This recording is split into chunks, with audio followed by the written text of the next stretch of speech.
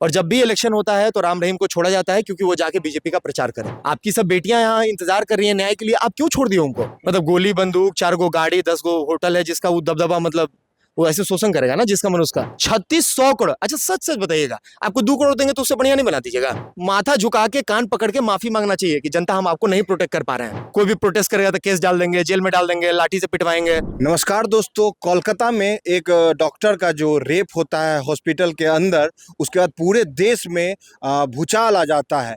लेकिन ऐसी घटनाएं जो हर दिन हो रहा है, हमारे बिहार के मुजफ्फरपुर में हुआ, फिर यूपी में इस तरह की घटना घटी है। तो इसी मुद्दे पर हमारे साथ कांग्रेस के प्रवक्ता एक मौजूद है, राहुल भाई साहब। आइए इनसे जानते हैं। सर, बंगाल में रेप होता है, लोगों के दिल में आग लग जाती है, लोग एकदम सड़कों पे आ जाते हैं, कैंडल मार्च तक निकाल देते हैं।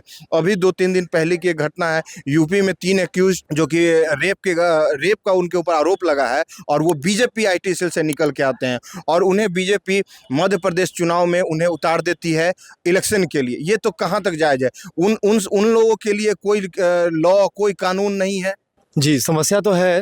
वो 3 लोग जो सक्षम पटेल और 2 लोग और थे आईटी सेल के, उनको बेल मिल गया है।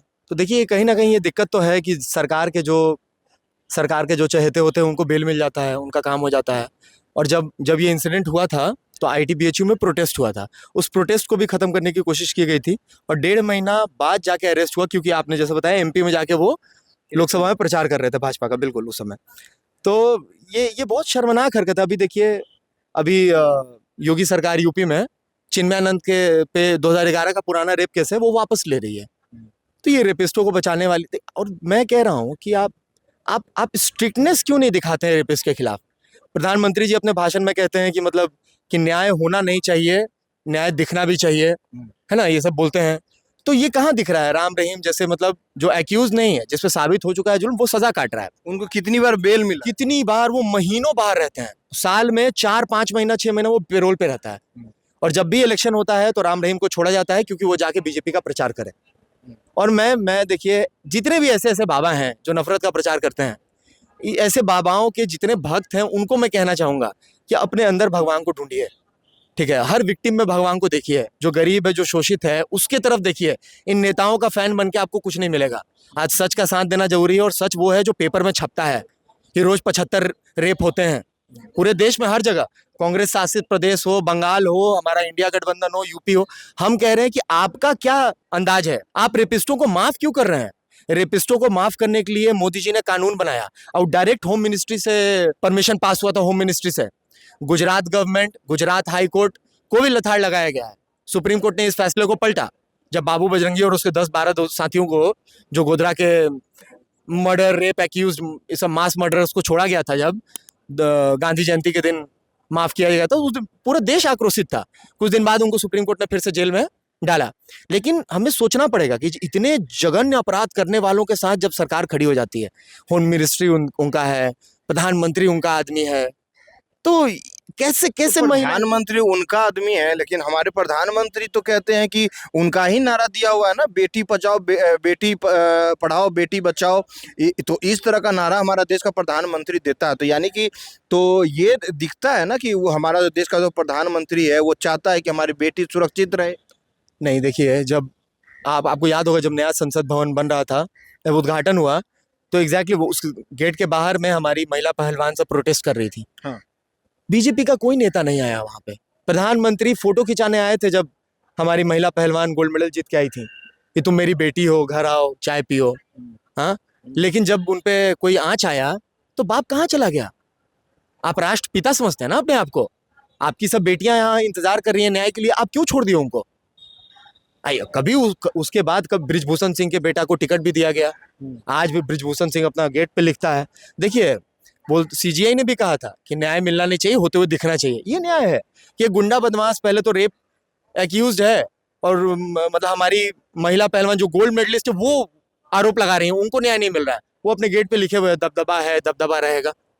मतलब गोली बंदूक, 4 गो गाड़ी, 10 गो होटल है जिसका वो दबदबा, मतलब वो ऐसे शोषण करेगा ना जिसका मन उसका, और सरकार उसके साथ खड़ी रहेगी।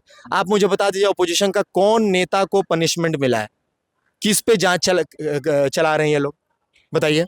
अडानी पे एक से एक आरोप लगा, एक से एक आरोप, एक दो नहीं, ये पेपर में आपको मिल जाएगा। तो उनका क्या गुजरात के अंदर में अडानी ने सरकार से एक्स्ट्रा पैसा ले लिया, जितना नहीं बनता तो उतना का बिल बनाया, सरकार दे भी दी, अब वो वापस मांग रहे हैं।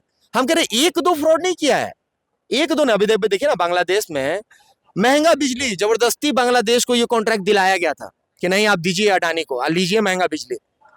अब तो सरकार वहां की बदल गई, अब अडानी का उसमें तुरंत नियम बदल दिया गया कि नहीं नहीं बांग्लादेश छोड़ो, कहीं भी बेच सकता है अभी बिजली।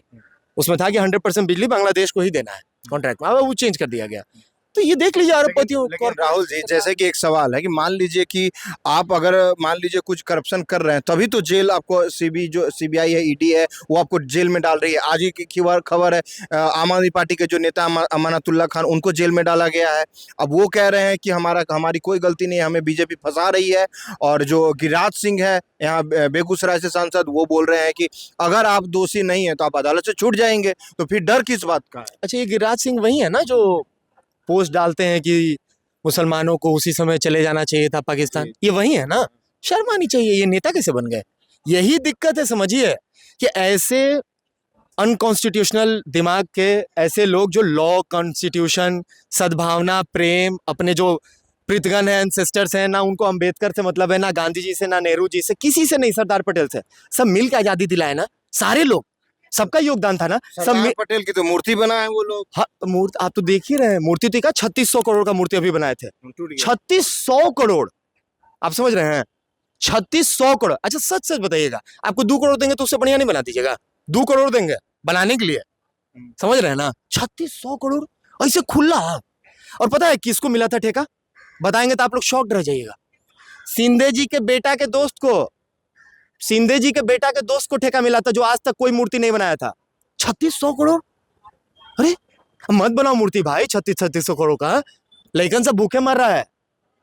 भूखमरी में हम लोग टॉप पे चल रहे हैं, पता ना, 113-14 पे 120 में। हमारा एनवायरमेंटल जो पॉल्यूशन इंडेक्स है, जो हमारा एनवायरमेंटल इंडेक्स आता है, उसमें हम लोग 180 कंट्री में 180 पे हैं। हम लोग लास्ट कंट्री आते हैं। हम लोग, हमारा लैंड, वाटर और एयर इतना अनप्योर हो चुका है, ये स्थिति है। तो ये तो आपके मान लीजिए जहाँ पे आपकी सरकार है, आपकी पार्टी की सरकार है, वो तो वहां पे भी है जी। ऐसा थोड़ी ना कि जहाँ पे कांग्रेस की सरकार है वहां पे सारा चीज एकदम दुरुस्त चल रहा है। नहीं देखिए, हम ये नहीं कह रहे हैं कि हम लोग कांग्रेस की जहां सरकार चला रहे हैं वहां पे रेप नहीं हो रहा है, मर्डर नहीं हो रहा है, कि चोरी नहीं हो रहा है, हम ये नहीं कह रहे हैं।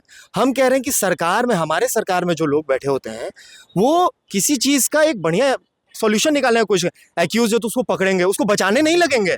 ये चीज समझिए, ये अंतर है बीजेपी सरकार में और इसमें। ये लोग कवर अप करने लगते हैं। निर्भया के टाइम पे क्या हुआ था? निर्भया के टाइम में जो हुआ था पूरा देश देखा। सोनिया गांधी जी ने उस विक्टिम को सिंगापुर भेजा प्राइवेट प्लेन में उसका इलाज कराने के लिए। आपको पता है, मैं ये अभी प्रचार करने की चीज सत्ता वाले कहते हैं कि बैठ के बिरयानी खिला रहे थे। मैं एक बात बताता हूँ आपको, मैं एक बात बताता हूँ कि देखिए, निर्भया के बाद पॉस्को कानून बना, जो वुमेन के खिलाफ जो भी एक्यूज होते थे, जो महिला सुरक्षा के खिलाफ जो भी केस आता था, उसमें बेल का जो नियम था उसको स्ट्रिक्ट किया गया, बेल मिलना बहुत टफ हो गया। तो हमने कानून में संशोधन किया इसको रोकने के लिए। इन्होंने क्या किया है, ये 10 साल में वुमेन प्रोटेक्शन के लिए क्या किए हैं? आप कौन सा लॉ बनाए हैं? आप देखिए, इन्होंने लिंचिंग के लिए बोल दिया कि 10 साल का उम्र कैद है, 5 लोग से ज्यादा मिलकर किसी को मारा तो। कल देखिए महाराष्ट्र के ट्रेन में एक कल्याण से एक बुजुर्ग जा रहे थे, उनको 10 लोग मिल के मारा है। अब बोलते हैं अपने आप को कि हम गौ रक्षा दल के आदमी हैं। बताइए, गाय का रक्षा करने के लिए आप मतलब किसी आदमी को जान मार दीजिएगा? तो ये तो होते ही रहता है। बताइए, आपने किस नेता को देखा है, किसको पनिशमेंट मिल गया? बिट्टू बजरंगी और ये सब बाहर घूम रहा है भाई, खुलेआम दंगा करो। मुजफ्फरनगर दंगा के मेन एक्यूज सब बाहर घूम रहा है बेल पे। लेकिन मान लीजिए कोई इस तरह की घटना करता है तो फिर बीजेपी के जो ऊपर के नेता लोग हैं, वो लोग तो कहते हैं ना कि हमारा, कम से कम वो लोग इसका तिरस्कार करते हैं। कहाँ करते हैं? अभी बरेली में अभी लगातार रेप हो रहा है, गोरखपुर, हर जगह। योगी जी आके कहते हैं कि भाई कटोगे तो बटोगे, वही उल्टा लाल टोपी काला बड़े बकवास करते हैं ये लोग। अरे भाई, इस मुद्दे पे माथा झुका के कान पकड़ के माफी मांगना चाहिए कि जनता, हम आपको नहीं प्रोटेक्ट कर पा रहे हैं। इसमें कोई यहाँ पे अपना पीठ थपथपाने का जरूरत नहीं है। ये लोग सारा दिन गर्व कियो, गर्व खाओ। अरे गर्व खाएंगे पिएंगे तो सुरक्षित कैसे रहेंगे? अगर अपनी बहनों बेटियों का मुद्दा नहीं उठाएंगे सुरक्षा का, तो सुरक्षित कैसे रहेंगे? प्रोटेस्टर्स पे बताइए, किस प्रोटेस्टर पे लाठी नहीं पड़ा है? कौन से बताइए?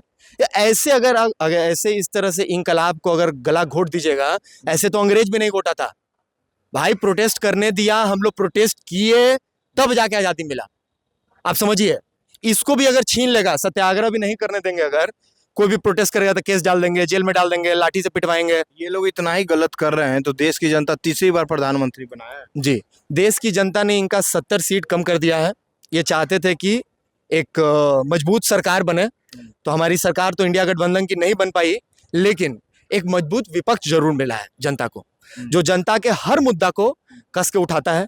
यूपी के ऐसे 150-200 गांव हैं जहां का पानी पीने लायक नहीं है, जहां के हर परिवार में बच्चों को किसी ना किसी को कैंसर है, हाथ पांव टेढ़ा हो गया है। बागपत जिला, बहुत सारा जिला है, ठीक है। वहां की नदियां जहरीली हो गई हैं, वहां पे मेटल कंटेंट बहुत ज्यादा हो गया है। तो क्या कर रही है सरकार? ये मुद्दे नहीं है। तो दोस्तों, आपने सुना यहाँ पे कांग्रेस के प्रवक्ता थे, उन्होंने अपनी बात को रखा। आप इस वीडियो के बारे में क्या सोचते हैं, कमेंट सेक्शन में अपनी राय जरूर दें। और अगर आपको हमारा काम पसंद आता है तो यूट्यूब पे जासूस वाव चैनल को सब्सक्राइब करें। धन्यवाद।